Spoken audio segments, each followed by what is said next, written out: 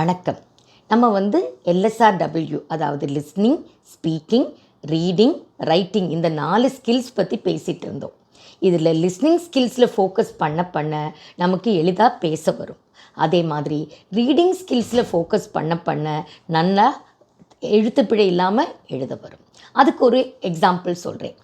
நமக்கு நல்லா ஒரு மொழி பேச தெரிஞ்ச எல்லாராலேயும் அந்த மொழியிலே படிக்கவோ எழுதவோ தெரியணுங்கிறது இல்லை. அதே மாதிரி ஒரு மொழியை வாசித்து அதில் எழுதுறதுக்கு திறமை இருக்கிற ஒருத்தரால் அந்த மொழி படிக்க தெரியணுங்கிறது இல்லை. அதுக்கு நல்ல ஒரு உதாரணம் நான் தான். நான் படித்து வளர்ந்தது எல்லாமே கேரளாவில் தான், காலேஜ் பீரியட் வரைக்கும்.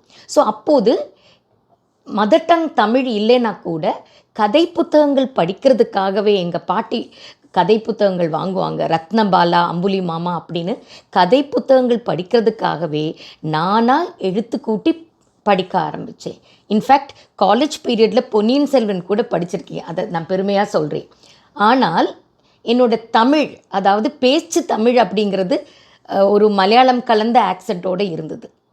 தமிழ்நாட்டுக்கு வந்தபோது நான் காலேஜ் எம்ஏ படிக்க வந்தேன்.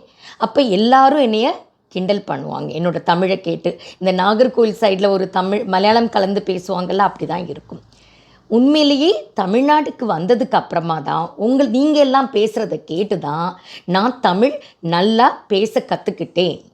ஸோ புரிஞ்சுக்கோங்க எந்த அளவுக்கு அந்த லிஸ்னிங் ஸ்கில் ரொம்ப இம்பார்ட்டண்ட் அப்படிங்கிறதுக்கு இன்றைக்கி திரும்ப இன்னொரு எக்ஸாம்பிள் உங்களுக்கு நான் கொடுத்துருக்கேன். நாளைக்கு பார்க்கலாமா? தேங்க்யூ.